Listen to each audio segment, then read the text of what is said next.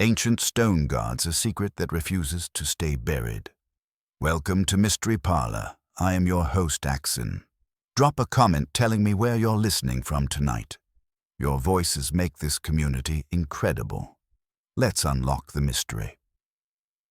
The Flaxborough Horticultural Society's Autumn Flower Show possessed all the quiet menace of a diplomatic reception.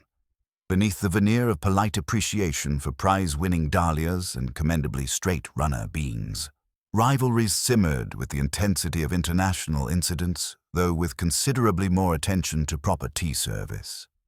Mrs. Evangeline Crispin surveyed the parish hall with the satisfaction of a general reviewing well-positioned troops. Her chrysanthemums, arranged with mathematical precision along the central table, represented months of careful cultivation and strategic planning. As chairwoman of the judging committee and proprietor of Crispin's Garden Center, she possessed both the authority to recognize excellence and the commercial acumen to ensure that excellence bore her name. "Magnificent display this year, Evangeline," observed Dr. Meadows, whose retirement from general practice had redirected his analytical mind toward roses with the same methodical attention he had once applied to symptoms. His weathered hands, still steady despite advancing years, gestured toward the chrysanthemums with professional appreciation. "Though I must say, the competition appears rather determined." Mrs. Crispin followed his gaze toward the far corner, where Miss Tabitha Wren fussed over her collection of late-season asters, with the nervous energy of someone who had invested considerable hope in modest expectations. Miss Wren, the society's secretary and keeper of its most treasured gossip, possessed a talent for transforming minor horticultural setbacks into major social commentary. "Poor Tabitha," Mrs. Crispin murmured with the charitable condescension of someone whose own entries faced no serious challenge. "One cannot help but admire persistence, even when it exceeds capability." The Reverend Mr. Ford, whose contribution to the show consisted of marrows that had achieved impressive dimensions through what he diplomatically termed divine providence and what others suspected involved rather more earthly fertilizers, approached with the careful gait of a man navigating between competing loyalties. As provider of the venue, he maintained strict neutrality in horticultural disputes, though his sympathies often aligned with whoever contributed most generously to the church roof fund.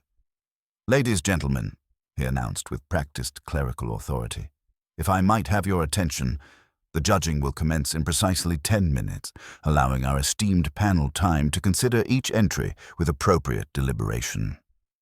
This announcement produced the customary flutter of final adjustments and whispered consultations. Mrs. Crispin stepped back from her display with the confidence of someone who had left nothing to chance, then froze. Something was wrong. Subtly, almost imperceptibly wrong, but wrong nonetheless. Each of her 12 prize chrysanthemums, varieties she had cultivated with devotion bordering on obsession, showed identical signs of interference. One petal had been removed from each bloom, always from the same position, always with surgical precision. The damage was so subtle that casual observers might not notice, but to Mrs. Crispin's trained eye, it was as obvious as a missing tooth in a smile. "Vandalism," she declared, her voice carrying across the hall with the authority of moral outrage. "Someone has deliberately sabotaged my entries." The word sabotage hung in the air like incense, heavy with implications that transformed a flower show into something approaching warfare. Conversations ceased, teacups paused halfway to lips. Even the vicar's marrows seemed to lean forward with interest. Councillor Pearson, whose understanding of horticulture extended little beyond the municipal flower beds that adorned the market square, approached with the measured tread of someone accustomed to pronouncing judgment on civic matters. His spectacles, polished to bureaucratic perfection, reflected the parish hall's fluorescent lighting as he examined the damaged blooms. "Most irregular," he pronounced, investing the words with sufficient gravity to suggest constitutional crisis. "Such precision suggests premeditation. This is not random mischief, Mrs. Crispin. This is calculated interference with legitimate competition." Dr. Meadows leaned closer, his physician's training drawing him toward evidence others might overlook. "Remarkable technique," he observed quietly. "The cuts are extraordinarily clean, almost professional, one might say. Someone with considerable knowledge of flower structure." The suggestion introduced complications that the assembled worthies found distinctly uncomfortable. Random vandalism by local youth was regrettable but comprehensible. Deliberate sabotage by someone with horticultural expertise suggested motives that cut closer to home. Miss Wren cleared her throat with the delicate authority of someone who had spent years managing information flow within the society. "Perhaps we should notify the authorities. I mean, it is destruction of property regardless of the scale." Mrs. Crispin drew herself up to her full height, which, while modest in absolute terms, conveyed considerable presence within the parish hall's confines. "These chrysanthemums were destined for the regional competition next week, Miss Wren.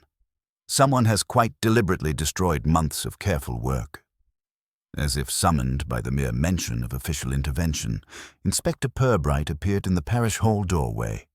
He had been passing on his morning rounds when the cluster of agitated voices had drawn his attention, and now he surveyed the scene with the quiet patience of someone who had learned that civilian emergencies were rarely as urgent as their reporters believed. Purbright possessed the sort of face that seemed designed for listening rather than speaking, with eyes that noticed details others overlooked in a manner that encouraged confidences without demanding them. His coat, showing the careful maintenance of someone who preferred durability to fashion, suggested a man comfortable with his own priorities. "Good morning," he said, removing his hat with unconscious courtesy. "I couldn't help but notice some concern. Nothing serious, I trust?" Mrs. Crispin stepped forward with the purposeful movement of someone accustomed to being taken seriously. "Inspector Purbright, we have a case of deliberate vandalism. Someone has systematically damaged my prize chrysanthemums. I require a full investigation." Purbright approached the display table with the measured attention of someone who understood that in small towns, the significance of events often bore little relation to their apparent scale. He examined the flowers with genuine interest, noting not only the damage, but the precision with which it had been inflicted. "Most unusual," he observed, his tone suggesting appreciation for craftsmanship rather than condemnation of crime. Such consistency suggests considerable planning and knowledge. The observation earned him a sharp look from Mrs. Crispin, who clearly felt that admiration for technique was inappropriate under the circumstances. "Inspector, this represents deliberate sabotage of a legitimate competition. I want to know who is responsible, and I want them prosecuted accordingly." Purbright nodded with the gravity appropriate to civic duty, though privately he wondered what precedents might exist for prosecuting floral interference. "Naturally, Mrs. Crispin. When did you last observe the flowers in their original condition?" "Yesterday evening, when I arranged them for the show. They were perfect then. Absolutely perfect." Her voice carried the weight of genuine loss, as if describing the destruction of something irreplaceable rather than the minor alteration of garden flowers. "And the hall was secured overnight?" The Reverend Mr. Ford produced an impressive key ring from his pocket with the flourish of someone who took security seriously. "Indeed, Inspector.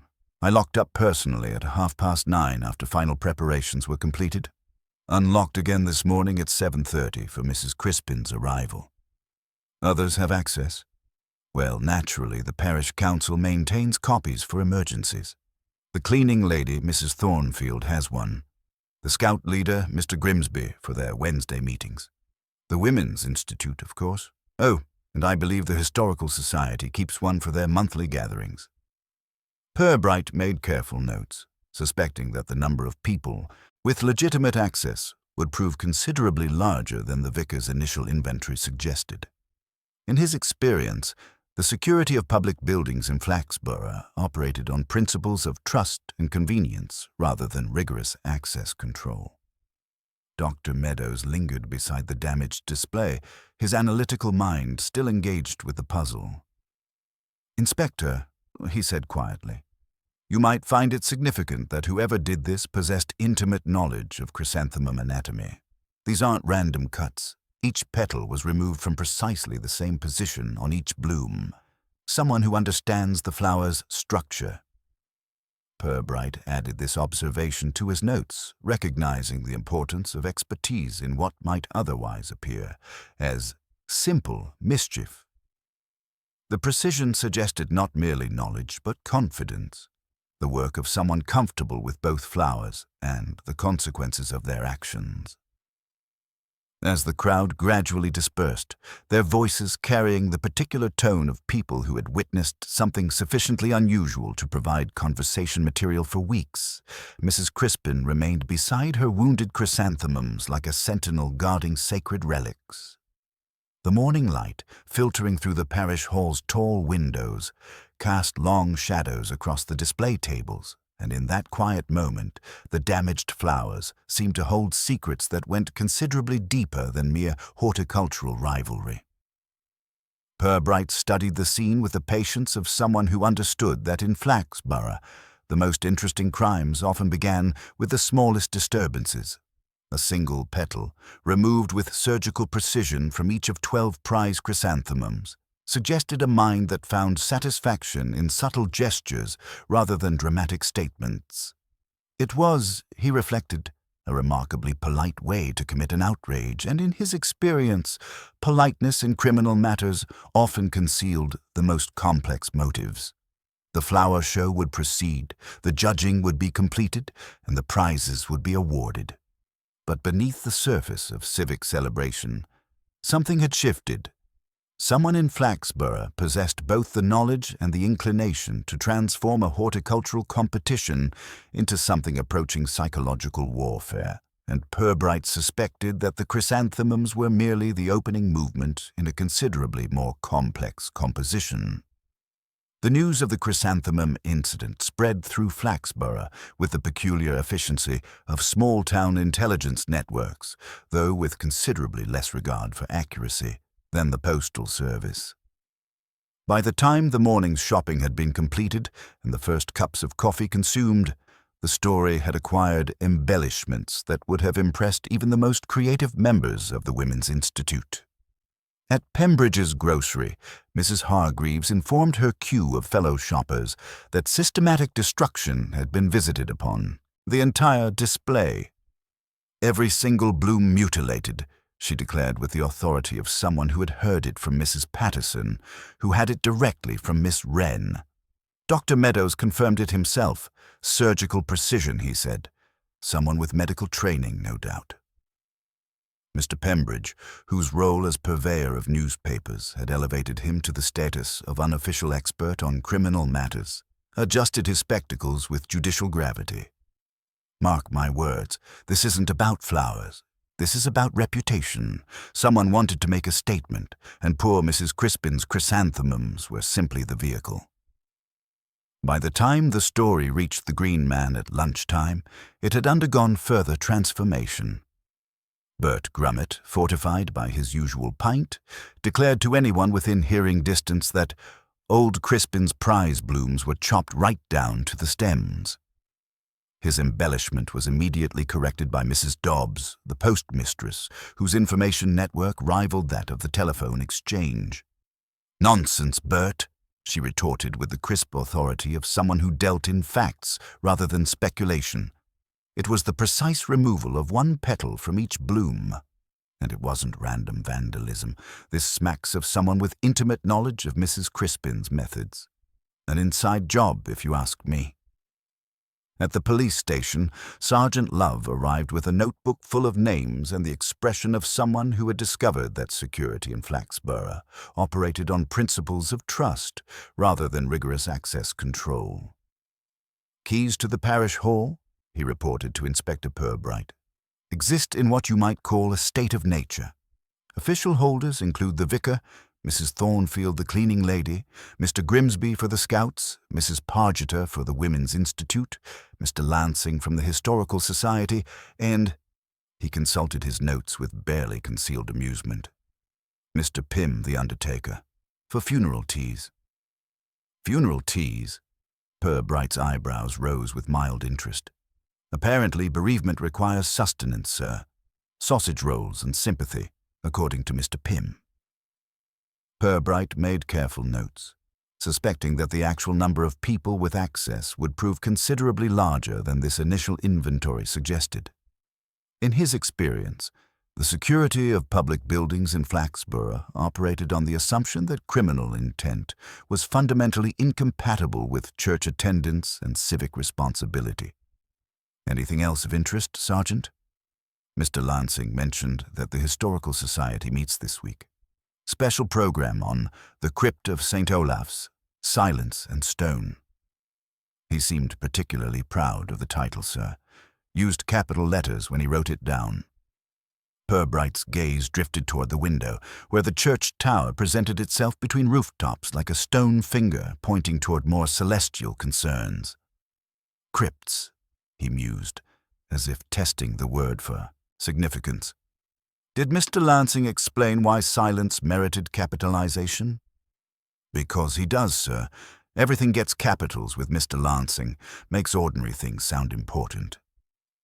While Love pursued his methodical collection of keys, Purbright returned to the parish hall for a more thorough examination. The building stood quiet now, its earlier excitement settled into the kind of institutional calm that follows community gatherings. He walked slowly around the perimeter, noting details that morning's drama had obscured. At the vestry door, he paused. The latch, recently varnished, showed a faint, dull patch where frequent hands had grasped with less than reverence. On the stone step below, a pale smear caught his attention, the color of tired celery, suggesting plant matter pressed where it ought not to have been. He leaned closer without touching, allowing the faint smell of damp cloth and spent polish to register without drawing obvious conclusions. Inside the hall, the chrysanthemums remained on their table like wounded soldiers maintaining formation. Purbright studied them with the patience of someone who understood that evidence often spoke more clearly in silence than under interrogation. The precision of the damage continued to impress him, not the work of someone acting in haste or anger, but of a mind that found satisfaction in subtle gestures rather than dramatic statements. At Crispin's garden center, meanwhile, the proprietor moved through her domain with controlled energy that suggested barely contained fury. Young Timothy Fletcher, her assistant, navigated between customers and his employer's mood with the diplomatic skill of someone whose employment security depended on atmospheric sensitivity. Terrible business about the flower show, ventured Mrs. Whitmore, selecting bedding plants with the careful deliberation of someone hoping to extract maximum information along with her purchases. I do hope Inspector Purbright gets to the bottom of it. Mrs. Crispin's response carried the weight of someone who had spent considerable time reviewing potential suspects. The inspector seems competent, though I suspect he underestimates what's occurred here. This wasn't random mischief, Mrs. Whitmore. This was a calculated attack on everything our society represents. The statement hung in the air with the gravity of a declaration of war, and Mrs. Whitmore found herself wondering exactly what the Horticultural Society did represent, beyond the cultivation of competitive vegetables and the maintenance of social hierarchies based on the relative merits of prize-winning roses. By evening, when Purbright made his final rounds, the incident had achieved the status of a minor civic crisis. Various theories circulated through the town's networks of communication, ranging from juvenile delinquency to organized sabotage by rival gardening societies from neighboring communities. The only consistent element in these diverse interpretations was the growing consensus that someone in Flaxborough possessed both the knowledge and the motivation to transform a flower show into something approaching psychological warfare. Purbright understood that in small towns, crime was rarely a simple act of transgression. It was performance, often with a carefully selected audience, and the reactions of the community were as much a part of the event as the deed itself. The chrysanthemums had not merely been damaged. They were communicating something, and the town, through its various gossiping voices, was responding in kind. As he locked his office and prepared for home, Purbright reflected that the incident, so trivial on its surface, had pricked the delicate balloon of Flaxborough's social equilibrium. What interested him most was not the damage itself, but the precision with which it had been calculated to achieve maximum effect with minimum actual harm. Someone understood the community's psychology with uncomfortable accuracy, and that suggested a mind that had been watching, waiting, and planning for considerably longer than the time required to remove 12 chrysanthemum petals. The investigation, he suspected, would reveal far more about Flaxborough's residents than any of them might find comfortable. The following morning brought Inspector Purbright to his first systematic interviews, conducted with the methodical patience of someone who understood that in Flaxborough, truth emerged gradually through the accumulation of perspectives rather than dramatic revelations. He began at Crispin's garden centre, where Mrs. Evangeline Crispin received him in her office with the controlled dignity of someone who had spent the night cataloguing grievances and organizing them into actionable intelligence.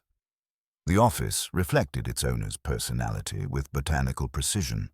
Prize certificates arranged by importance, horticultural journals organized chronologically, and a comprehensive filing system that suggested someone who viewed gardening as warfare conducted through proper channels. Mrs. Crispin served tea with ceremonial attention, understanding that proper hospitality could influence the course of official investigations. "Inspector," she began, settling into her chair with the authority of someone accustomed to being consulted on important matters, "I've given this matter considerable thought. The damage to my chrysanthemums was not random vandalism. It was a calculated attack on everything our society represents." Purbright accepted his cup with appropriate gratitude, noting that the china bore the same attention to detail as everything else in the room. "You suspect someone within the horticultural community?" Mrs. Crispin's smile carried the weight of someone who had spent years observing competitive behavior among supposedly civilized gardeners. "Inspector, you may not realize that horticulture, at the competitive level, generates passions that would surprise you. People invest their entire sense of worth in the performance of their plants. Failure becomes personal defeat, and success creates enemies." She moved to the window, where her view commanded both the garden centre's display area and a significant portion of Flaxborough's domestic ambitions. Take Miss Tabitha Wren, for instance, always hovering, always observing, maintaining those meticulous records. Her own asters, while perfectly adequate for a beginner, have never quite achieved recognition. One begins to wonder if systematic documentation of other people's success might not become corrosive. The suggestion hung between them with implications that transformed secretarial duties into potential criminal motivation. Purbright found himself wondering whether maintaining detailed records of competitive failure might indeed create the kind of resentment that could express itself through surgical precision applied to prize chrysanthemums. "Then there's Dr. Meadows," Mrs. Crispin continued, returning to her chair with measured deliberation. "He prides himself on his roses, but his chrysanthemums have never quite reached the required standard. A proud man, the doctor, and rather particular about his garden tools. He once mentioned using only the finest Japanese secateurs, like a surgeon's scalpel," he said. "Such precision might serve purposes beyond pruning roses." Purbright made careful notes, recognizing the familiar pattern of small-town grievances that could ferment into more substantial resentments. The interview continued for another 20 minutes, during which Mrs. Crispin provided a comprehensive analysis of every member of the Horticultural Society, their competitive records, their personal disappointments, and their potential motivations for sabotage. Leaving the garden centre, Purbright returned to the parish hall for a more thorough examination of the physical evidence. The building stood quiet in the morning light. Its earlier excitement settled into institutional calm. He walked slowly around the perimeter, noting details that yesterday's drama had obscured. At the vestry door, he paused. The latch, recently polished, according to Mrs. Thornfield's testimony, showed a dull oval at thumb height, where frequent handling had worn through the shine. On the stone step below, a pale smear caught his attention, the color of tired celery, suggesting plant matter pressed where it ought not to have been.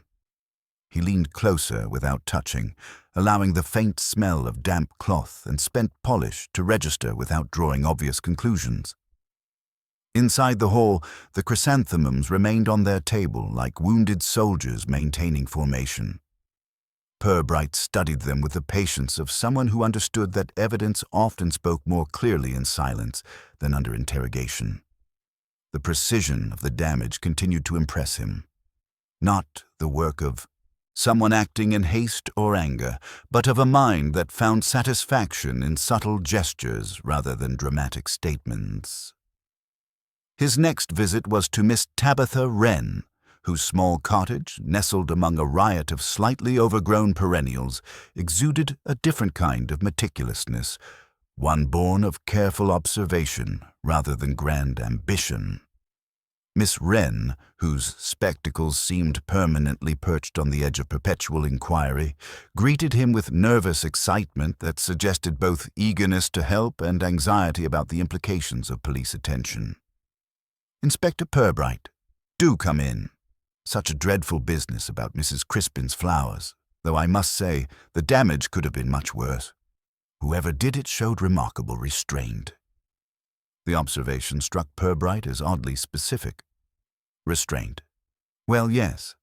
If someone truly wanted to destroy the display, they could have cut the stems, used chemicals, or simply knocked everything over. Instead, they removed just one petal from each bloom, almost artistic in a way. Miss Wren's tone suggested appreciation for craftsmanship that seemed inappropriate under the circumstances. She served tea with the careful attention of someone who understood that social rituals could influence the flow of information. "You know, Inspector, maintaining the Society's records for 15 years provides quite a perspective on human nature. Some people win consistently, others never quite achieve recognition despite considerable effort. One begins to see patterns, certain varieties favored by judges, certain exhibitors who seem to understand the system better than others." The phrase "understand the system" lingered with implications that extended beyond horticultural expertise into areas of influence, favoritism, and the subtle corruptions that could infect even the most innocent competitions. Purbright recognized the tone of someone who had spent years observing unfairness while maintaining the diplomatic silence required by her position. "Dr. Meadows, for instance," Miss Wren continued, leaning forward conspiratorially, "prides himself on precision. Like a surgeon's scalpel, Tabitha, he once told me about his secateurs. And he has strong opinions about judging standards, particularly after his prize rose was disqualified last year on what he considered a technicality." As Purbright prepared to leave, Miss Wren added, almost as an afterthought, "You know, Inspector, Mr. Lansing's presentation tonight should be quite fascinating. The silent crypt's secret. Apparently he's discovered something about the church's history that's been overlooked for decades. Rather intriguing title, don't you think? One wonders what secrets old stones might keep."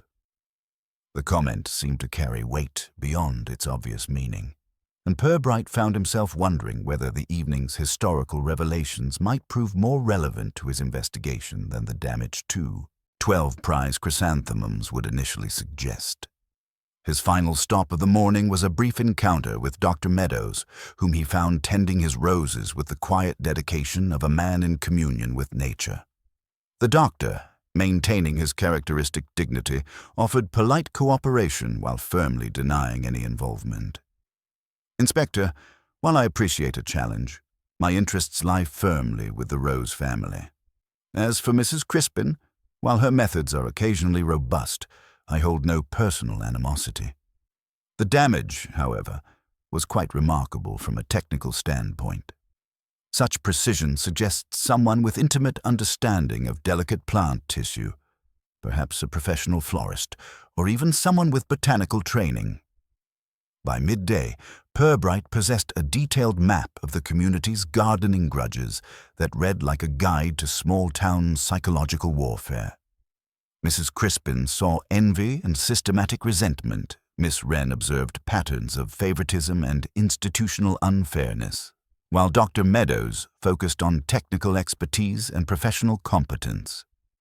Each perspective reflected the speaker's own preoccupations, and the truth, Purbright suspected, lay not in any single accusation, but in the subtle spaces between them. The precise removal of 12 petals had already begun to prune away the polite facades of Flaxborough, revealing the complex root system of rivalry, ambition, and wounded pride that nourished the town's seemingly innocent horticultural pursuits. As evening approached and the Historical Society prepared for Mr. Lansing's presentation on the silent crypt's secret, Purbright found himself wondering whether the night might reveal connections between past secrets and present grievances that went considerably deeper than damaged chrysanthemums. The investigation was acquiring layers of complexity that suggested someone in Flaxborough possessed not only the knowledge and skill to commit precise vandalism, but the psychological sophistication to understand exactly how such an act would resonate through the community's network of relationships and rivalries. It was, he reflected, a remarkably subtle form of terrorism, one that attacked not property but the social fabric that held small-town competition together. The Historical Society's evening gathering possessed the particular solemnity of people who had gathered to witness the unveiling of significance, though whether that significance would prove genuine or merely enthusiastic remained to be determined. The parish hall, scene of the previous day's horticultural drama, had been transformed into a lecture theatre with the addition of a projector, a screen that had seen better decades, and an arrangement of folding chairs that suggested optimism about attendance. Mr. Lansing approached his presentation with the proprietary satisfaction of someone who had spent considerable time arranging facts into a narrative that would reflect well upon his research capabilities. His audience, while modest in number, represented a cross-section of Flaxborough's more intellectually ambitious residents, each present for reasons that extended beyond mere historical curiosity. "Ladies and gentlemen," Lansing began, adjusting his spectacles with ceremonial precision, "tonight we shall explore the silent crypt of St. Olaf's, its secret and significance, a story that has remained hidden beneath our very feet for centuries." Purbright, seated near the aisle with the unobtrusive attention of someone who understood that community gatherings often revealed more about present tensions than past mysteries, observed the social geography of the assembled audience. Mrs. Crispin occupied a front-row chair with the dignity of someone whose recent tribulations had elevated her to a position of civic importance. Miss Wren sat with her minute book already opened, pen poised to record whatever revelations might emerge. Dr. Meadows had positioned himself where he could observe both the presentation and the audience's reactions, while Councillor Pearson maintained the alert posture of someone prepared to identify administrative implications in historical discoveries. The opening slides presented the familiar parade of architectural drawings and stone foundations that characterized local historical presentations. Lansing spoke with increasing enthusiasm about 12th century construction techniques and Victorian restoration efforts, building toward what he clearly considered his most significant discovery. "But here," he announced, his pointer tapping against a photograph of the church's flagged floor, "we encounter something that has escaped notice for decades. This particular stone, mere inches from the communion rail, shows distinct signs of having been disturbed and reset. Last evening, with appropriate care for conservation principles, I verified that a shallow cavity exists beneath this flag." The Reverend Mr. Ford's eyebrows performed the kind of ecclesiastical inquiry reserved for parishioners who confused enthusiasm with permission, but Lansing continued with the confidence of someone whose research had transcended mere administrative boundaries. The cavity contained no treasures, naturally, but there were fragments of old wax seals and what appeared to be remnants of botanical specimens, pressed flowers, perhaps, or medicinal herbs. The crypt, you see, may have served purposes beyond simple interment. Medieval monasteries often maintained botanical collections for healing purposes, and St. Olaf's history suggests similar practices. Purbright's attention sharpened at the mention of botanical specimens.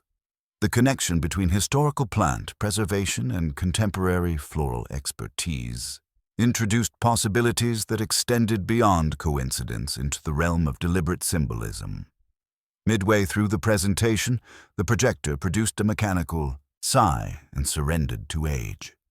Mr. Pym, whose professional relationship with mechanical failures had taught him to anticipate such moments, was already moving toward the vestry with the quiet efficiency of someone who kept spare bulbs as a matter of course. "In the vestry cupboard," he murmured, producing a key ring that seemed to hold itself with practiced silence. When he opened the vestry door, a brief current of cooler air reached the audience, carrying with it a faint plant-like freshness that seemed oddly out of place in ecclesiastical surroundings.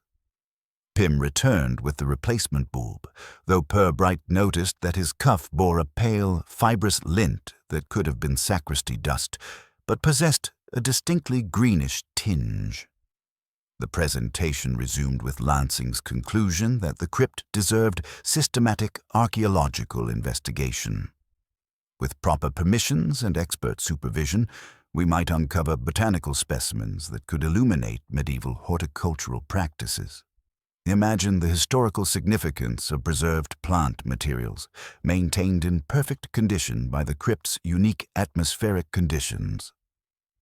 During the tea service that followed, conversations naturally gravitated toward the intersection of historical discovery and contemporary concerns. Dr. Meadows approached Lansing with the professional interest of someone whose medical training had included botanical studies. "Fascinating work," Meadows observed, examining one of Lansing's rubbing samples. "Though I must say, your preservation wax has a distinctly vegetable odor. Rather reminds one of floral tape, that green, slightly tacky material florists use for binding stems." Lansing's smile carried the patience of someone whose methods had been questioned before. "One makes do with available materials, Doctor. The local suppliers provide what they consider archival quality, though I suspect their standards differ from museum requirements. The exchange, while seemingly casual, introduced connections that Purbright found increasingly significant. The precision required for archaeological work, the familiarity with plant materials, and the easy access to church keys suggested capabilities that extended well beyond historical research into areas directly relevant to chrysanthemum vandalism.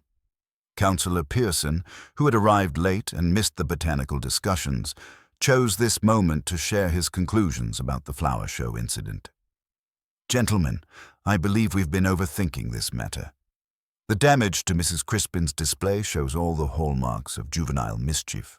Precise enough to suggest sharp implements, but random enough to indicate lack of serious purpose. Young Timothy Dobson has a history of such behavior, and several witnesses place him near the parish hall that evening. The suggestion that the investigation should focus on local youth provided the kind of administrative solution that appealed to civic minds seeking swift resolution." Purbright observed how readily the assembled worthies embraced this explanation, though he noticed that those with actual horticultural expertise, Mrs. Crispin, Dr. Meadows, and even Miss Wren, seemed less convinced by the theory of random adolescent vandalism. "With respect, Councillor," Mrs. Crispin interjected with the authority of someone who understood the difference between mischief and expertise. "The damage to my chrysanthemums required intimate knowledge of flower structure, This wasn't random cutting. Each petal was removed from precisely the same position on each bloom. That suggests someone with considerable botanical training. Miss Wren, whose 15 years of secretarial observation had taught her to notice patterns others overlooked, added quietly, and the timing was quite deliberate. Someone knew exactly when the flowers would be most vulnerable and when the hall would be accessible, but unobserved. As the evening concluded and the audience dispersed into the October darkness, Purbright remained behind to examine the vestry door more carefully. The latch showed the familiar thumb-worn patch where frequent handling had dulled the recent polish, and on the stone step below, that pale smear still caught the light, the color of tired celery, suggesting plant matter pressed where it ought not to have been. The Historical Society's revelation about botanical specimens preserved in the church crypt had introduced connections that transformed a simple case of flower show vandalism into something considerably more complex. Someone in Flaxborough possessed not only the knowledge to damage chrysanthemums with surgical precision, but the historical awareness to understand the symbolic significance of botanical preservation and destruction. Lansing's easy access to church keys, his familiarity with plant preservation techniques, and his obvious expertise in handling delicate materials placed him in a position to commit the precise vandalism that had disrupted the flower show. Yet the motive remained unclear. Why would a respected historical researcher risk his reputation for the sake of damaging Mrs. Crispin's prize blooms? As Purbright walked home through Flaxborough's quiet streets, he reflected that the evening had provided not answers, but a deeper appreciation of the questions involved. The community's eagerness to blame juvenile delinquency revealed their discomfort with the possibility that the vandalism might have emerged from within their own ranks of respectable citizens. The precise removal of 12 chrysanthemum petals was beginning to seem less like random sabotage and more like a carefully crafted message, one that connected historical botanical preservation with contemporary horticultural competition in ways that suggested motives far more complex than simple rivalry or teenage mischief. The investigation was acquiring layers of meaning that extended beyond damaged flowers into areas of historical significance, professional expertise, and the subtle corruptions that could develop when scholarly passion encountered practical opportunity. In Purbright's experience, the most interesting crimes often began with the smallest gestures, and 12 missing petals were proving to be a remarkably eloquent form of communication between past secrets and present grievances. The following morning brought Mrs. Thornfield to the police station with the purposeful stride of someone whose professional relationship with dust and disorder had taught her to distinguish between normal irregularities and significant disturbances. Her Thursday cleaning routine at St. Olaf's had remained unchanged for 17 years, which lent considerable authority to her observations about what belonged, where, and when. "Inspector," she began, settling into the visitor's chair with the dignity of someone who understood that cleanliness was indeed next to godliness. "I've found things that weren't there Tuesday when I did the silver, and I've noticed things that ought to be there but aren't quite right." She produced a small notebook from her handbag with the same reverence she might have accorded a prayer book. "The vestry latch had green stickiness on it yesterday morning. Not from me. I use proper lavender wax. Bits of green fluff on my duster, and the broom bristles stuck together like they'd been courting. Also, one of the brass scissors from the sacristy drawer went wandering and came back blunt." Purbright made careful notes, recognizing that Mrs. Thornfield's testimony possessed the reliability of someone whose professional standards admitted no deviation from established procedures. Her observations transformed the vestry from a casual storage area into a workspace where someone had conducted activities requiring both precision tools and subsequent cleanup. "Who had access yesterday, Mrs. Thornfield?" "The usual saints and sinners. Mr. Pym fetched a bulb for the Historical Society. Told me proper, polite as always. Mr. Lansing came in late afternoon with his slides and that box of preservation wax. Mrs. Pargeter peeped in for the altar flowers. And the vicar, naturally. though he only spreads holiness and damp umbrellas. The information established a timeline that connected legitimate access with suspicious activities, though Mrs. Thornfield's matter-of-fact delivery suggested she viewed all church business as equally deserving of respectful attention, regardless of its ultimate legality. Returning to the parish hall, Purbright conducted a more systematic examination of the vestry area, paying particular attention to details that yesterday's excitement had obscured. The latch showed the familiar dull patch where frequent handling had worn through Mrs. Thornfield's careful polishing, but it was the stone step below that commanded his closest attention.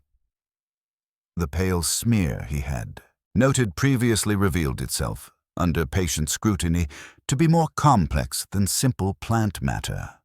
Embedded within the faint residue were microscopic fibers of unusual character, too fine for common garden plants, too resilient for ordinary leaf matter. They possessed an almost silken quality that suggested processing rather than natural decay, as if someone had handled material that had been prepared for specific purposes rather than casually discarded. The fibers reminded him not of fresh chrysanthemum petals or common garden debris, but of something altogether more refined. They had the appearance of plant matter that had been worked, perhaps even preserved, through methods that went beyond simple drying or pressing. The connection to Lansing's revelations about botanical specimens in the crypt introduced possibilities that extended beyond coincidence into areas of deliberate historical recreation. At Crispin's garden center, Timothy Fletcher was arranging autumn bedding plants with the methodical attention of someone whose employment security depended on horticultural perfection. His nervous energy, which seemed to increase in proportion to police attention, gradually settled as the interview progressed and his genuine distress at the chrysanthemum damage became apparent. Green binding tape? Timothy brightened with the enthusiasm of someone finally able to provide useful information. We sell the best quality, proper tack for professional work. Mrs. Crispin prefers it for funeral tributes, and we shifted a role last week to Mr. Lansing. Called it botanical binding, which sounded scholarly. Paid cash, he did. The observation added another layer to Lansing's practical preparations, suggesting that his historical interests had developed applications that extended beyond academic research into areas requiring specialized materials and techniques.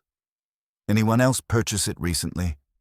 Timothy pursed his lips with the concentration of someone whose memory for commercial transactions exceeded his confidence in their significance. A gentleman Tuesday afternoon, spectacles, neat coat, could have been Mr. Lansing again, though he seemed in more of a hurry than usual. Asked about archival wax, too. I suggested children's modeling beeswax as a substitute. He took both items and left quickly. The timeline connected Lansing's material acquisitions with the flower show preparations, establishing a pattern of behavior that suggested advanced planning rather than spontaneous action. Yet something about the sequence troubled Purbright's investigative instincts. The evidence was almost too comprehensive, the trail of clues too clearly marked for someone of Lansing's obvious intelligence. During the show preparations, Purbright continued, did anyone borrow tools or materials? Everyone borrows something, but Mrs. Crispin keeps a proper record. Mr. Pym always brings his own tools. Professional pride, he says. Dr. Meadows won't use our scissors. Claims they're not sharp enough for precision work. Miss Wren has her own tiny clippers, but Mr. Lansing refused to sign the borrow book, said he'd only be a moment and produced something green from his pocket instead of using our twine. The detail of someone declining to sign for borrowed materials while producing their own supplies suggested a level of preparation that went beyond casual convenience into areas of deliberate concealment. The combination of purchased materials, refused documentation, and mysterious green substitutes created a profile of behavior that connected historical research with contemporary vandalism through carefully planned logistics. By afternoon, Purbright possessed evidence that pointed toward Mr. Lansing with increasing clarity, though the historian's motive remained frustratingly obscure. The plant fibers on the vestry step, the purchases of specialized materials, and the pattern of church access created a compelling case for opportunity and method. Yet the precision with which the evidence had been arranged continued to trouble his understanding of human behavior under criminal stress. In his experience, genuinely guilty parties rarely left such comprehensive trails of their activities, while innocent people often found themselves surrounded by coincidences that created misleading patterns of suspicion. The chrysanthemum vandalism had been calculated to create maximum disruption with minimum actual damage, and the subsequent investigation was revealing layers of evidence that seemed almost deliberately constructed to implicate a specific individual. As evening approached, Purbright found himself wondering whether the real crime was not the flower show sabotage itself, but the careful orchestration of evidence designed to destroy someone's reputation while concealing the true perpetrator's identity. The precise removal of 12 petals had required botanical expertise and surgical precision, but the systematic creation of incriminating evidence demanded psychological sophistication and intimate knowledge of community dynamics that extended well beyond horticultural competition into areas of calculated revenge. The investigation had reached a point where conventional police work suggested arrest and prosecution, but Purbright's understanding of Flaxborough's social complexities warned him that the most obvious solution might be precisely what someone wanted him to discover. The trivial detail of microscopic plant fibers had revealed not just evidence of the crime, but the disturbing possibility that the crime itself was merely the opening movement in a considerably more complex composition, one that used the investigation as an instrument of destruction against someone whose only fault might have been scholarly enthusiasm applied to areas where others preferred to maintain comfortable ignorance. The chrysanthemums, he suspected, were beginning to reveal secrets that went considerably deeper than damaged petals, extending into the darker territories of human nature where knowledge became dangerous and expertise could be transformed into evidence of guilt through the careful manipulation of appearances and the strategic placement of incriminating details. The weight of evidence against Mr. Lansing had reached proportions that demanded action, yet Purbright found himself increasingly troubled by the investigation's apparent tidiness. In his experience, genuine criminal activity rarely arranged itself with such methodical precision, leaving trails that pointed toward conclusions with the efficiency of a well-organized filing system. The chrysanthemum vandalism possessed all the characteristics of a carefully constructed puzzle, but he suspected the real mystery lay not in who had damaged the flowers, but in why someone wanted him to believe a particular narrative. His morning visit to Mr. Lansing revealed a scholar's domain that spoke of genuine dedication rather than criminal cunning. The historian's study, housed above the draper's shop, had been arranged with academic precision. Research materials organized by century, correspondence with museum curators demonstrating serious scholarly engagement, and a magnifying glass that showed the wear patterns of frequent legitimate use. "Inspector Purbright," Lansing greeted him with the weary courtesy of someone who had spent sleepless hours reviewing his recent activities for potential misinterpretation. "I understand my purchases have attracted official attention. I hope I can provide clarification about my research methods, though I confess the situation has acquired a complexity I never anticipated." Lansing's manner suggested resignation rather than defiance, as if he had recognized that expertise in botanical preservation could be transformed into evidence of guilt through circumstances beyond his control. His desk bore the accumulated materials of serious historical investigation. Pressed specimens carefully mounted, photographic documentation of crypt fragments, and detailed notes that demonstrated methodical scholarship rather than criminal planning. The botanical binding tape was purchased for securing medieval plant specimens during transportation, Lansing explained, producing receipts organized with the same precision that characterized his research. These fragments required materials that wouldn't contaminate organic samples. Modern florist supplies provided the closest approximation to period preservation methods. The timeline of Lansing's legitimate research activities coincided precisely with the flower show preparations, creating patterns of coincidence that seemed almost deliberately constructed. Yet something in the historian's confused frustration suggested not guilt, but the bewildered recognition that scholarly pursuits had become entangled with criminal investigation through a web of circumstances that appeared increasingly orchestrated. Purbright's subsequent interview with Mrs. Thornfield revealed additional details that complicated the investigation's apparent direction. Her Thursday cleaning routine had uncovered evidence that challenged simple conclusions about guilt and innocence. "Inspector," she reported with the precision of someone whose professional standards admitted no deviation from established procedures, "the sacristy scissors were returned Wednesday morning, freshly sharpened and oiled. Most unusual, borrowed tools normally return in worse condition than when lent. Also, I found this pressed between the pages of the altar diary." She produced a single chrysanthemum petal, carefully preserved and marked at Tuesday's date. The discovery suggested someone had taken considerable care to create a historical record that would support predetermined conclusions about the vandalism, while simultaneously providing evidence that seemed almost too convenient for prosecutorial purposes. Mr. Pym, when consulted about his Tuesday evening activities, provided observations that added further layers to the developing picture. His professional relationship with both grief and floral arrangements had taught him to notice details others might overlook. "The vestry door was ajar when I fetched the projector bulb," he reported with undertaker's precision. Unusual, as Mrs. Thornfield maintained strict standards about securing church property. There was also a faint herbal scent, rather sweet, not unlike some of the older floral preservatives we occasionally encounter in our professional capacity.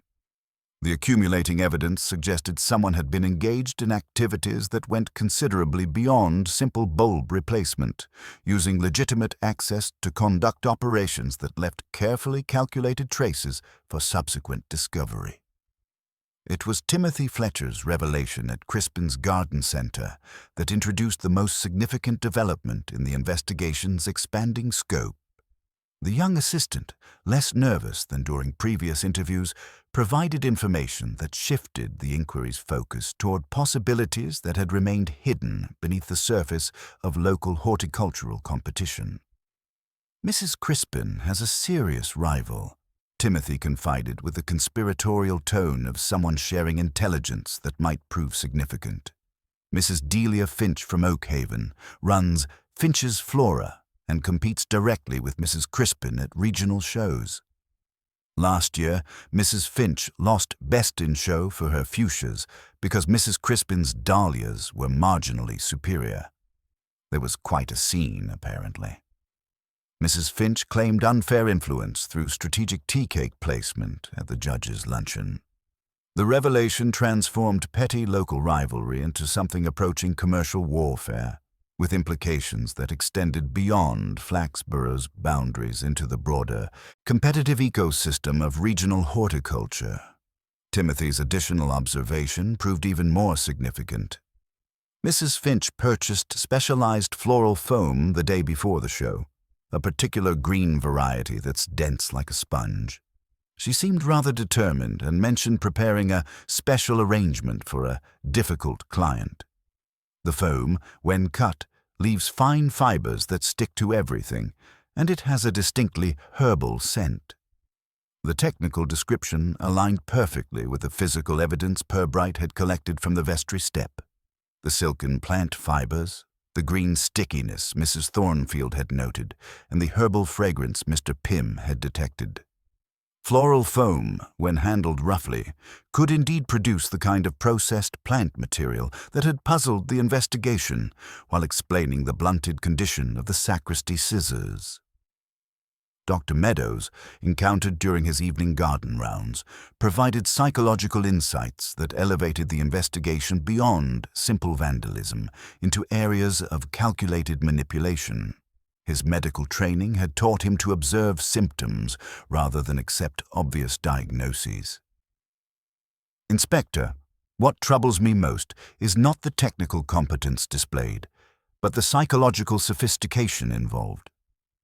Someone understood exactly how this community would respond to such an incident. The gossip networks that would activate, the suspicions that would develop, and the social dynamics that would be disrupted. This wasn't simple vandalism. This was social engineering conducted through botanical manipulation. The doctor's analysis provided a framework for understanding the chrysanthemum incident as something considerably more complex than competitive sabotage. Someone had orchestrated not merely the physical damage to Mrs. Crispin's display, but the entire sequence of investigation, evidence discovery, and community response that followed. As evening settled over Flaxborough, Purbright found himself confronting a puzzle that had evolved from apparent simplicity into disturbing complexity. The case against Mr. Lansing possessed compelling logic, but that logic had been constructed through discoveries that seemed choreographed to produce predetermined conclusions. The introduction of Mrs. Delia Finch as an alternative suspect provided both motive and means that aligned with the physical evidence, while suggesting that the historian might have been selected as a convenient target for misdirection. The investigation was revealing not merely who had damaged 12 chrysanthemum petals, but the disturbing possibility that someone possessed the psychological sophistication to manipulate both criminal evidence and community response for purposes that remained frustratingly unclear. The precision of the vandalism had been matched by the precision of the subsequent investigation, suggesting a mind that found satisfaction not just in the act itself, but in orchestrating the complex social consequences that followed. The chrysanthemums had become messengers in a communication system that used police investigation as an instrument of destruction, and Purbright suspected that the real crime was not the flower show sabotage, but the systematic campaign to destroy reputations while concealing the true perpetrator's identity behind carefully constructed facades of scholarly respectability and community concern.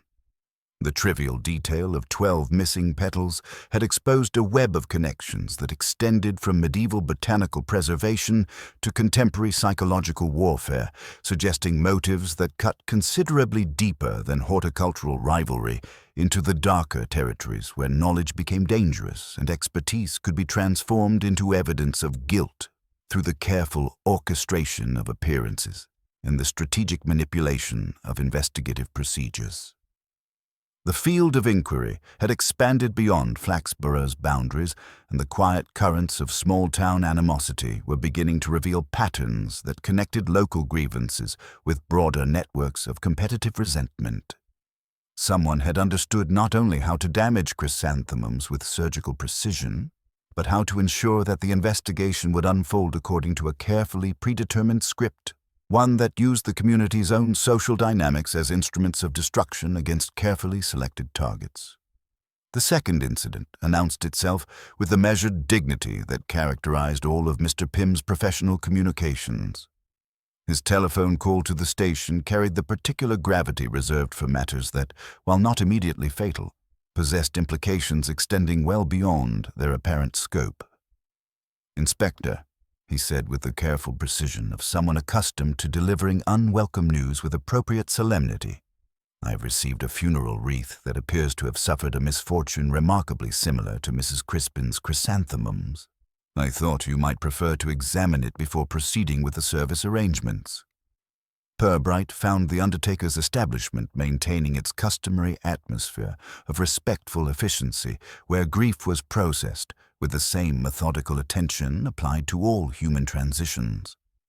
Upon a display easel stood a white chrysanthemum wreath, its black ribbon declaring, "In loving memory," with appropriate reverence, while its blooms displayed the now familiar pattern of surgical precision.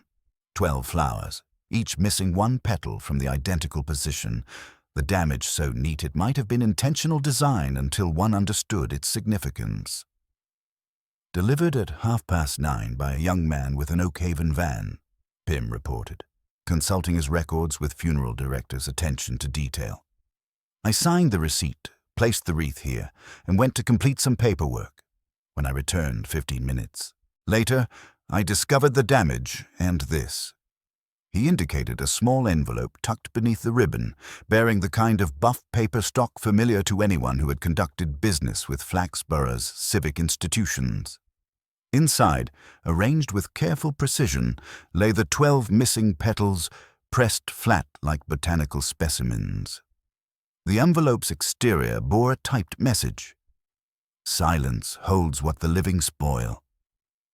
"The parish typewriter," Purbright observed, noting the characteristic bite in the vowels that Miss Wren had identified. Someone with access to church supplies composed this rather quickly.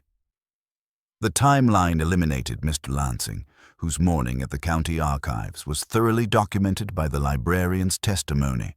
Yet it introduced complications that transformed the investigation from local mischief into something approaching systematic harassment conducted through institutional channels. Mrs. Finch's arrival provided testimony that was both cooperative and revealing. She appeared with the brisk efficiency of someone whose professional reputation demanded personal attention to quality control, though her manner suggested she had anticipated official interest in her delivery. "Inspector, I delivered a perfect wreath at 9:30, she declared with the authority of someone whose standards admitted no compromise. If damage occurred afterward, it was done by someone with access to this establishment and knowledge of my work patterns. Her examination of the vandalized wreath displayed professional expertise that was both impressive and potentially incriminating. "Look at the cut placement," she instructed with the confidence of someone whose technical knowledge was beyond question.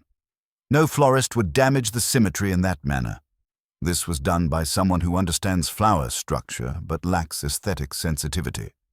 The observation introduced a crucial distinction between technical competence and artistic judgment, suggesting that the vandalism had been committed by someone with botanical knowledge but different professional priorities. Dr. Meadows, when consulted, confirmed that the cuts displayed medical precision rather than horticultural finesse.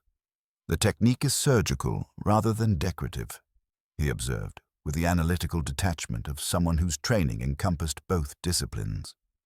Someone with access to proper instruments and knowledge of plant anatomy, but without the aesthetic considerations that would guide a professional florist. Mrs. Thornfield's cleaning schedule provided the final piece of the timeline puzzle. Her afternoon routine had brought her to the funeral parlor during the crucial 15-minute window, though her testimony revealed more about community access patterns than individual guilt. Miss Wren stopped by to confirm teaspoon quantities for the funeral tea. She reported with characteristic precision. She always checked such details personally. Very thorough, our Miss Wren, though she seemed rather nervous about something. The accumulating evidence suggested that the second incident had been designed to shift suspicion away from external threats toward internal possibilities, using the community's own institutional resources: church typewriter, funeral parlor access, parish supplies, to create a pattern of harassment that implicated local residents while concealing the true perpetrator's identity. As evening approached, Purbright found himself confronting a puzzle that had evolved beyond simple vandalism into something approaching psychological warfare conducted through botanical symbolism.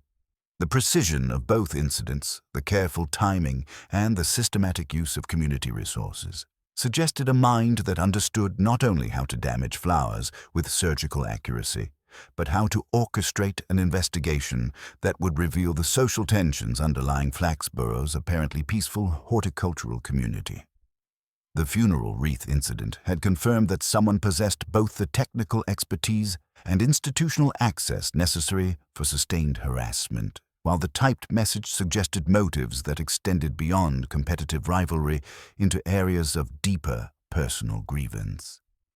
The investigation was revealing not merely who had damaged 24 chrysanthemum petals, but the disturbing possibility that someone was using police procedures as an instrument of community disruption, transforming legitimate civic institutions into tools for systematic psychological manipulation. The chrysanthemums had become messengers in a communication system that used funeral arrangements and flower shows as vehicles for messages that cut considerably deeper than horticultural competition, extending into territories where knowledge became dangerous and expertise could be transformed into evidence of guilt through the careful orchestration of timing, access, and investigative focus. That evening, as Flaxborough settled into its comfortable routines of drawn curtains and wireless programs, Inspector Purbright found himself walking the familiar streets with the measured pace of someone whose thoughts required physical movement to achieve proper organization. The phrase from the funeral parlor envelope echoed in his mind with the self-satisfaction of an epigram that wished to be older than it was. Silence holds what the living spoil. The words possessed the particular quality of statements that meant more than they appeared to say, yet less than they pretended to reveal. They fitted Mr. Lansing's Crypt lecture rather too snugly, and they fitted Mr. Pym's profession with equal convenience. More troubling still, they suggested someone who understood that in Flaxborough, reputation was the currency most carefully guarded and most easily devalued.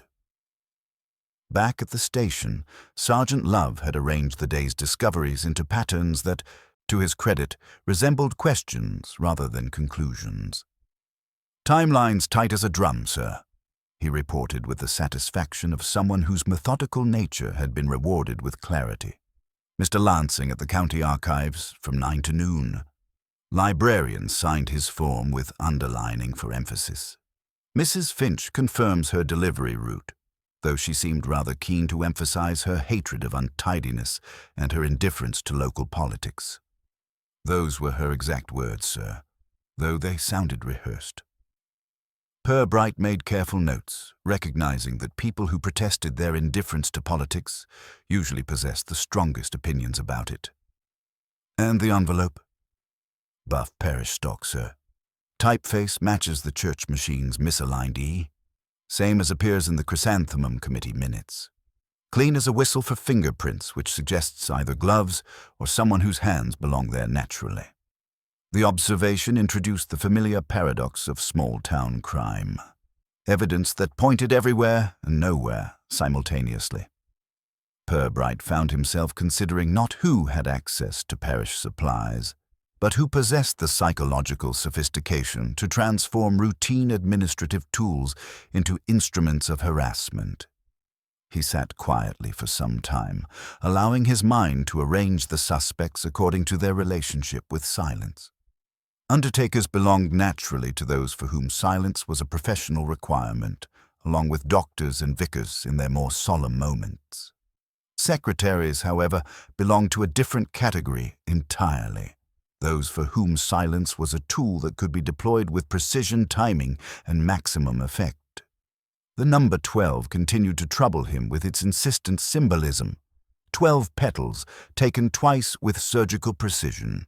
It possessed the weight of deliberate meaning, apostles, clock faces, months of the year, or simply the satisfaction that came from systematic completion.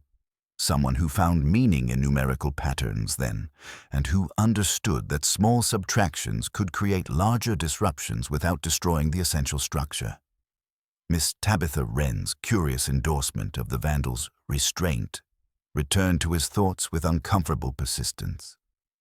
Her observation that the damage could have been much worse suggested not merely analytical capability, but an appreciation for technique that seemed oddly inappropriate under the circumstances.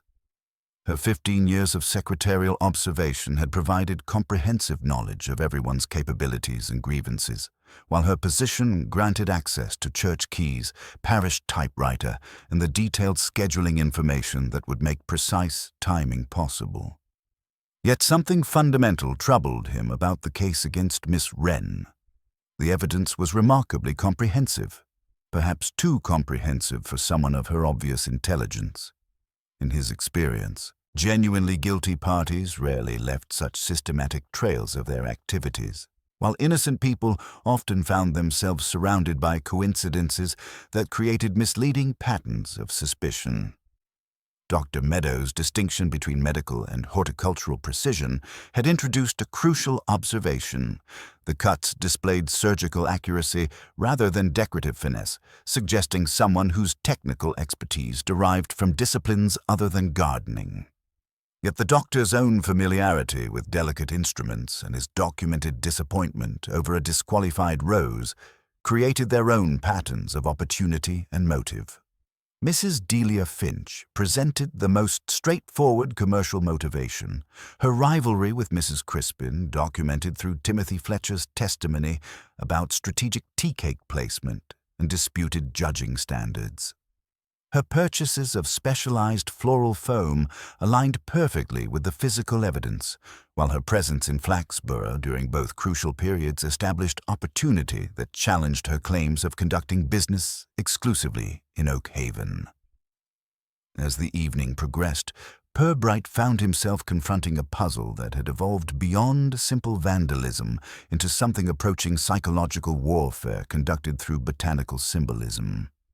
The chrysanthemum incidents had revealed not merely technical competence, but the disturbing possibility that someone was using police investigation as an instrument of community disruption, transforming legitimate civic institutions into tools for systematic harassment. The precision of both the vandalism and the subsequent investigation suggested a mind that found satisfaction not merely in the acts themselves, but in orchestrating the complex sequence of discovery, analysis, and social consequence that followed. Someone had understood not only how to damage flowers with surgical accuracy, but how to ensure that the investigation would reveal the tensions and rivalries that lay beneath Flaxborough's surface of civic respectability. By his fireside, with the station kettle's grudging simmer replaced by his own more cooperative equipment, Purbright drafted a series of letters that would test his developing theories through the application of polite pressure rather than official interrogation. He wrote to Mrs. Crispin, requesting her records of borrowed tools, to Dr. Meadows, asking for his professional opinion on best practice for delicate plant handling when applied beyond the garden, to Mr. Pym, seeking recommendations on crowd management during historically sensitive occasions. To Miss Wren, he added a note that was perhaps more personal than his usual correspondence, asking whether she might prepare a brief summary of the Society's standing practices regarding specimen presentation and the avoidance of bias, and requesting that she bring the small clippers you mentioned as a prop for demonstration. It was not evidence he sought from them, not yet. It was arrangement, the opportunity to observe who arrived early, who sat where, who brought what they were asked for, and who pretended to have forgotten. A committee table, he had learned, did more to loosen secrets than a charge sheet. People revealed themselves in small courtesies and in the way they helped themselves to biscuits. The letters completed, Purbright reflected that the investigation had reached a point where conventional police procedures would demand arrest and prosecution, yet the psychological complexity of the crimes suggested that simple solutions might prove inadequate. Someone in Flaxborough possessed not only the knowledge and skill to commit precise vandalism, but the sophisticated understanding of community dynamics necessary to transform flower show sabotage into an instrument of broader social disruption. The chrysanthemums had become messengers in a communication system that used funeral arrangements and horticultural competitions as vehicles for messages that cut considerably deeper than competitive rivalry. The investigation was revealing not merely who had damaged 24 petals with surgical precision, but the complex web of relationships, professional jealousies, and historical grievances that characterized Flaxborough's apparently peaceful community. As he prepared for sleep, Purbright understood that the following day would not produce an ending, but might, with proper management, produce a hesitation. If someone had rehearsed the town into speaking a certain line, a carefully timed pause might make them repeat it with less confidence, and perhaps with a glance to see who was listening. The truth, he suspected, would emerge not through dramatic revelation, but through the careful observation of how people behaved when their carefully constructed performances were subjected to the gentle pressure of polite inquiry and the discomforting presence of official attention. The investigation had acquired layers of meaning that extended well beyond damaged flowers, into areas where knowledge became dangerous and expertise could be transformed into evidence of guilt through the careful orchestration of appearances and the strategic manipulation of community response. Someone in Flaxborough understood the town's psychology with uncomfortable accuracy, and tomorrow's gathering would test whether that understanding extended to predicting how people behaved when their secrets were subjected to the quiet scrutiny of official investigation conducted through the civilized medium of committee procedure and afternoon tea. The following afternoon brought the parish hall its third significant gathering of the week, though this one possessed the particular tension that accompanied meetings where participants understood they were being observed as much as consulted. Purbright had arranged the occasion with diplomatic precision, framing it as a brief consultation on procedural matters that would help prevent future misunderstandings at community events. Miss Wren arrived first, naturally, and arranged the chairs with mathematical precision, 2 rows of 6, the symmetry both admirable and, to Purbright's practiced eye, rather declarative of a mind that found comfort in exact patterns. She carried her small clippers wrapped in tissue paper, as requested, and placed them on the table with the careful attention of someone presenting evidence rather than tools. Mrs. Crispin entered with the dignified bearing of someone whose recent tribulations had elevated her to civic importance, her leather portfolio suggesting serious preparation for what others might consider a casual consultation. Dr. Meadows followed with professional courtesy, carrying a small leather case that might have contained either medical instruments or precision gardening tools, depending on one's perspective on the relationship between healing and horticulture. Mr. Pym arrived with undertaker's punctuality, lending the gathering an air of solemnity that seemed appropriate for matters involving damaged reputations and community harmony. The Reverend Mr. Ford completed the assembly, his presence ensuring that parish facilities were being used with appropriate oversight, though his expression suggested concern about the proceedings' ultimate direction. "Thank you all for coming," Purbright began, settling a sacrificial chrysanthemum in a modest pot at the table's center. "I should like to avoid future misunderstandings about proper procedures if a petal must be removed through damage or natural irregularity. What, in your collective experience, would be the least destructive method?" The question transformed the meeting from consultation into demonstration, each participant revealing not merely their technical knowledge, but their relationship to precision, control, and the kind of careful attention that could serve multiple purposes. Mrs. Crispin went first, approaching the task with commercial authority. She pinched gently at the petal's base and withdrew it with a small, satisfied sound. "Speed prevents bruising," she declared, though her chosen petal came from an arbitrary position that suggested practical rather than systematic thinking. Dr. Meadows requested better light and produced delicate forceps from his case. He steadied the bloom with surgeon's precision, reached in at what might have been 2 o'clock, and made an immaculate extraction that left a clean notch. "Minimal trauma to surrounding tissue," he murmured, replacing his instruments with the tidy gravity of someone who maintained professional standards regardless of context. Mr. Pym approached the task with practical efficiency, employing office scissors that made a decisive snip and left a square-shouldered gap. "Families appreciate order," he observed quietly. "Order usually forgives minor imperfections."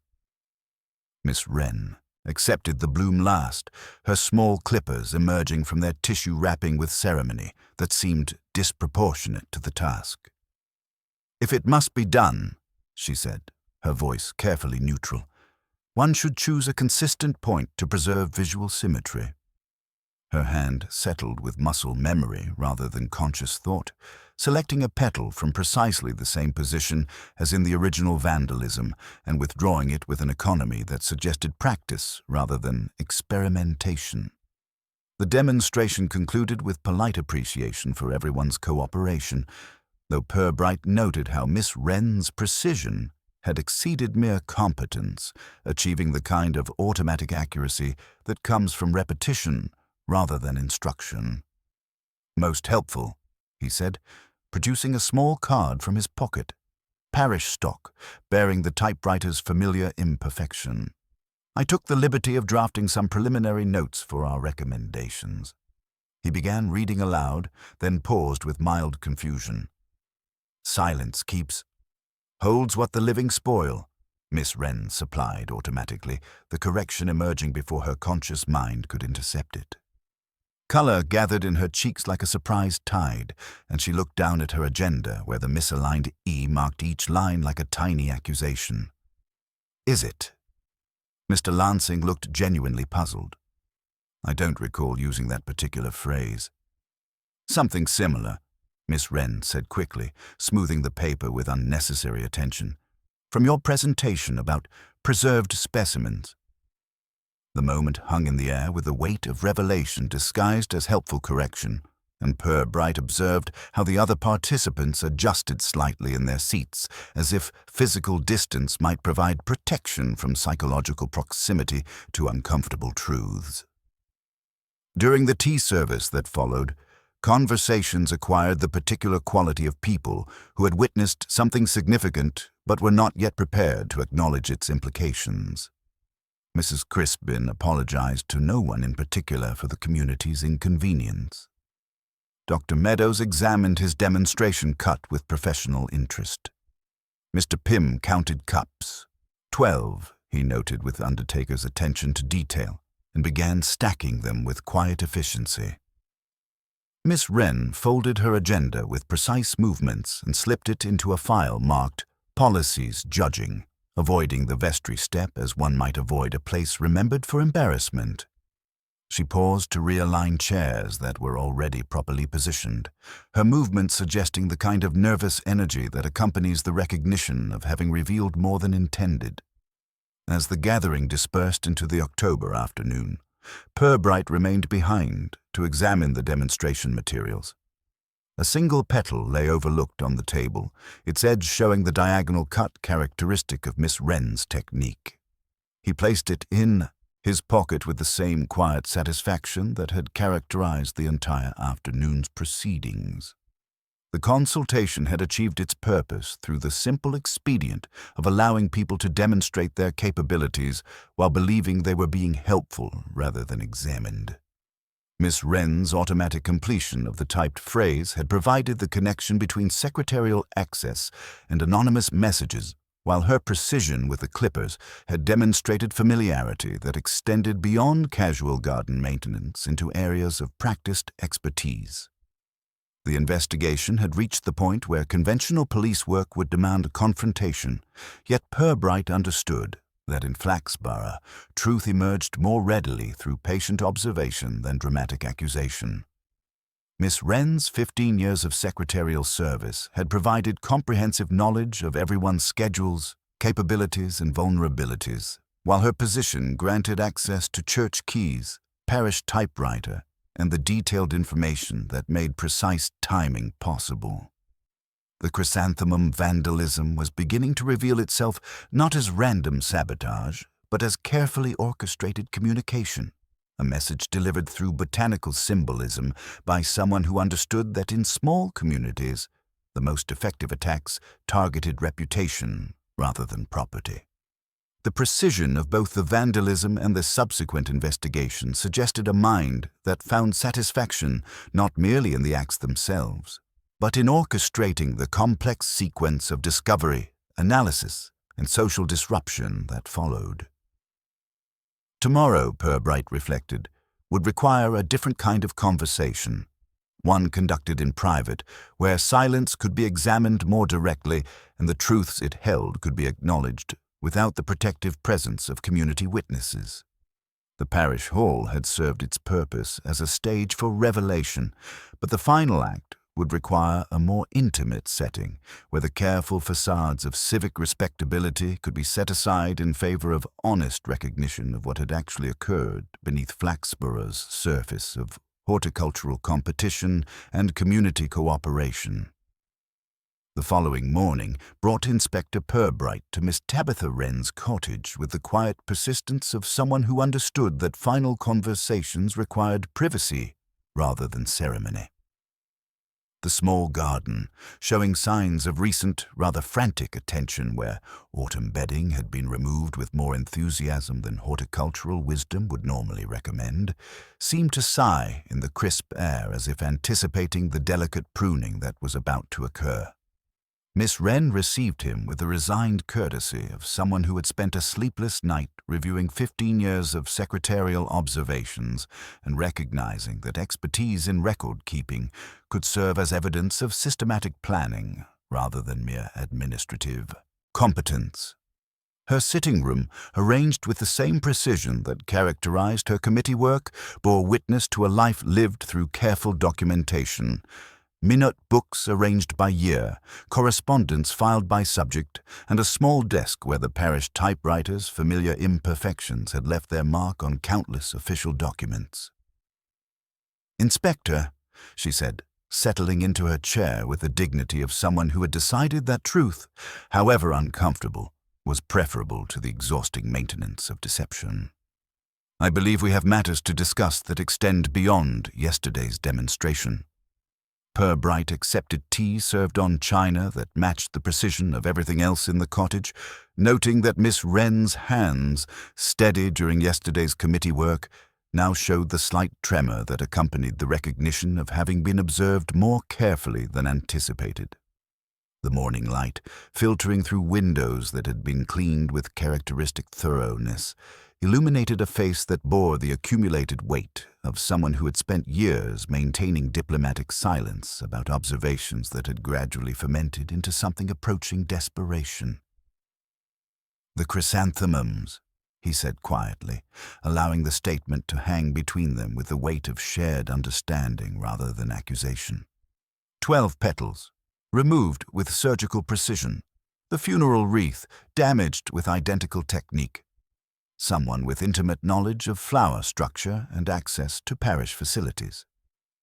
Miss Wren's smile carried the weary recognition of someone whose careful planning had been undone not by dramatic oversight, but by the accumulation of small habits that had revealed more than intended.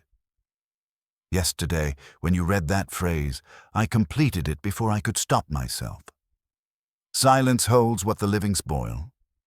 It wasn't from Mr. Lansing's presentation, was it, Inspector?" "No," Purbright said gently. "It was your own composition, typed on the parish machine with its characteristic misaligned E that appears in every committee minute you've prepared for 15 years. She nodded once, a movement that seemed to release years of carefully maintained tension. "I had hoped the investigation might settle on external causes. Mrs. Finch's commercial rivalry, perhaps, or Mr. Lansing's archaeological enthusiasm. I provided clues pointing in both directions, though I suspect I was too thorough for my own good." Purbright made careful notes, recognizing that Miss Wren's confession was emerging with the same methodical precision that had characterized her secretarial work. The green binding tape, the blunted scissors returned in better condition than borrowed, the timing that coincided with your legitimate access to church facilities. You understood that in Flaxborough, the most effective way to hide something is to surround it with more obvious explanations. Mr. Lansing's discovery of the crypt fragments terrified me, Miss Wren admitted, her voice carrying the weight of someone whose deepest fears had been awakened by scholarly enthusiasm. His presentation about preserved botanical specimens, his eagerness to pursue archaeological investigation, I realized he would inevitably examine every corner of the church with the same methodical attention he applied to medieval mysteries. She moved to her desk, where a small wooden box sat beside the familiar parish typewriter. "There are records, Inspector, documents that have been hidden in the sacristy drawer for 17 years, behind a false back that squeaks when disturbed. My father, Nathaniel Wren, served as church warden during a difficult period when illness created financial pressures that seemed insurmountable to a proud man who had never asked for help. The revelation transformed the investigation from simple vandalism into something approaching family tragedy, as Miss Wren explained how her father had quietly borrowed from 12 separate church fund envelopes during the winter of 1956, intending to replace the amounts when his circumstances improved. His death that spring had left the deficit hidden, and his daughter with the knowledge that discovery would destroy not only his memory, but her own position within the community that had been their life's foundation. For 15 years, I have been replacing those amounts through small economies, organizing raffles, managing tea services, persuading sponsors who thought they were supporting flowers, but were actually restoring my father's honor. She continued with the precision of someone whose entire adult life had been devoted to systematic correction of a single mistake. The balance was nearly complete when Mr. Lansing's archaeological enthusiasm threatened to expose everything. Purbright understood now why the vandalism had been calculated to create maximum disruption through minimum actual damage, designed not to destroy, but to redirect attention away from historical investigation toward contemporary competition.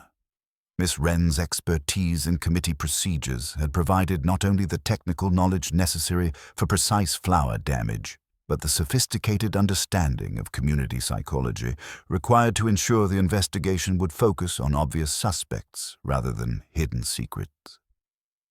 The chrysanthemums were chosen because Mrs. Crispin's reaction would be predictable and dramatic, Miss Wren explained with the analytical detachment of someone reviewing her own strategic decisions.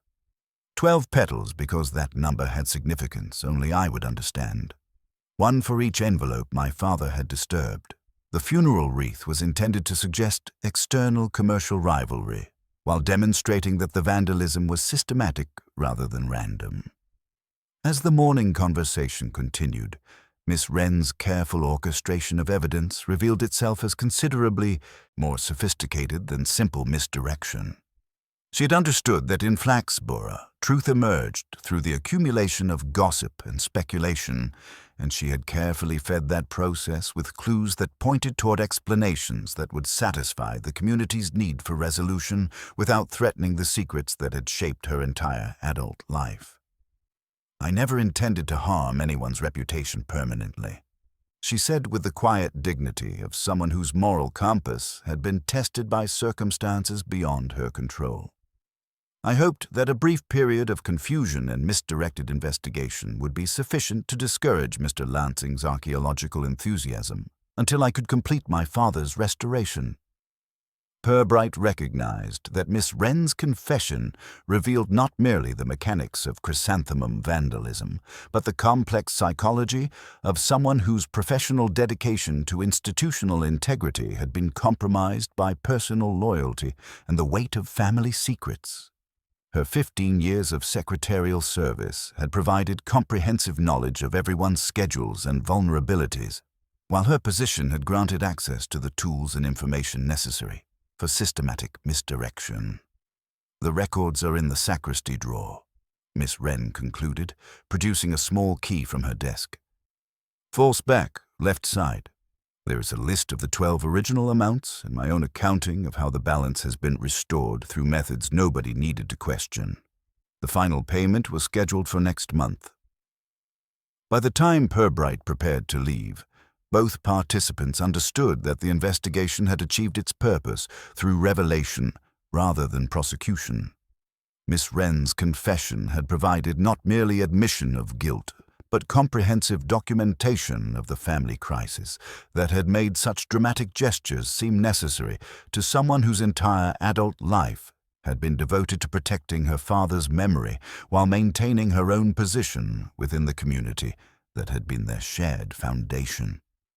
The chrysanthemum incidents had served their intended purpose by redirecting attention away from historical investigation that threatened to expose secrets that had been carefully maintained for 17 years. The investigation was concluding not with arrest and prosecution, but with the kind of quiet understanding that acknowledged both the crime and the circumstances that had made it seem inevitable to someone whose 15 years of careful service had been motivated not by institutional loyalty, but by filial devotion and the determination to restore honor through patient, systematic correction of a single mistake that had shaped an entire life. As Purbright walked back through Flaxborough's quiet streets, he reflected that the case had revealed not merely who had damaged 24 chrysanthemum petals with surgical precision, but the complex web of family loyalty, institutional service, and personal sacrifice that could transform apparently simple crimes into expressions of the deepest human motivations.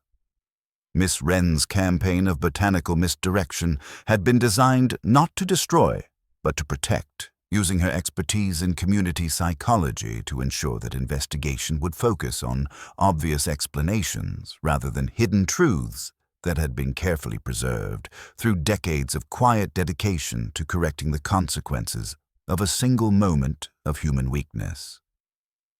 The vicar's study provided a suitably civilized setting for the final unraveling, its tolerant books and coal fire lending dignity to what might otherwise have been merely awkward.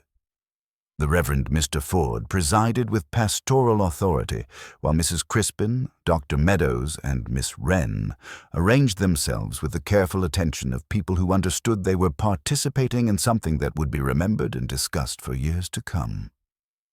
Inspector Purbright stood beside the mantelpiece with the unhurried manner of someone about to explain a recipe rather than expose a crime. "Thank you for coming," he began, producing the small brass key Miss Wren had provided that morning. "We have had 2 incidents involving chrysanthemums, the flower show display and the funeral wreath, both executed with identical precision and both designed to communicate a very specific message." He placed a single petal on the vicar's desk, its diagonal cut clearly visible. "Yesterday's demonstration revealed that only one person among us could achieve this exact technique automatically, without conscious thought. Miss Wren's completion of the anonymous message, 'Silence holds what the living spoil,' confirmed what the physical evidence already suggested." Miss Wren lifted her head with the dignity of someone who had decided that truth, however uncomfortable, was preferable to the exhausting maintenance of deception. "Inspector Purbright has been accurate in his observations," she said quietly. "There are papers in the sacristy drawer behind the false back. My father, during his final illness in 1956, found himself in circumstances that required temporary borrowing from church funds.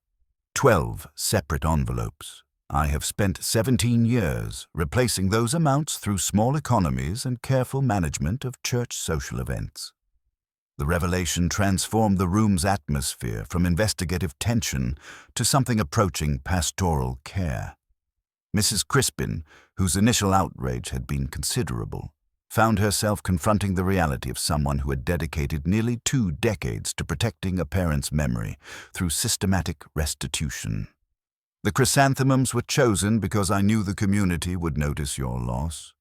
Mrs. Crispin," Miss Wren continued with secretarial precision. 12 petals, 1 for each envelope my father had disturbed. Mr. Lansing's archaeological enthusiasm threatened to uncover everything just as I approached the final payment. The vandalism was designed to discourage historical investigation until I could complete the restoration. Dr. Meadows, whose medical training had taught him to recognize the symptoms of prolonged psychological pressure, spoke with professional gentleness. 17 years of carrying such a burden would require extraordinary discipline. One begins to understand how such desperate measures might have seemed reasonable. The Reverend Mr. Ford, demonstrating the pastoral wisdom that had sustained his ministry through various human complications, produced the sacristy key with ceremonial gravity. "Inspector, shall we examine these papers together? I suspect we will find that Miss Wren's accounting has been as meticulous as everything else in her service to this parish." The subsequent examination revealed documentation that confirmed every detail of Miss Wren's testimony, her father's original difficulty, carefully recorded in his own hand, and her systematic restoration through methods that had transformed every church social event into an opportunity for quiet restitution. The final entry, dated for the following month, would have completed the balance with funds raised through her organization of the Autumn Flower Show itself. Mrs. Crispin, studying the careful arithmetic of 17 years' dedication, discovered magnanimity she had not known she possessed. Such devotion to family honor deserves recognition rather than prosecution, she declared with the authority of someone whose chrysanthemums had served a purpose beyond mere horticultural competition. Purbright closed his notebook with the satisfaction of someone whose understanding of human nature had been deepened rather than merely confirmed. No formal charges will be filed. Miss Wren's actions, while unorthodox, were motivated by filial devotion and have caused no irreparable harm. The church funds have been restored, and the community has demonstrated its capacity for understanding when confronted with genuine human complexity.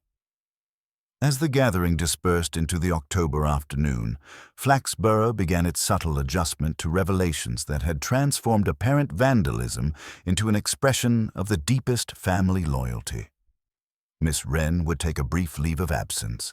Mr. Lansing would redirect his archaeological enthusiasm toward less sensitive subjects, and the Horticultural Society would continue its competitive traditions with perhaps slightly more awareness that the most passionate contests often concealed the most personal struggles.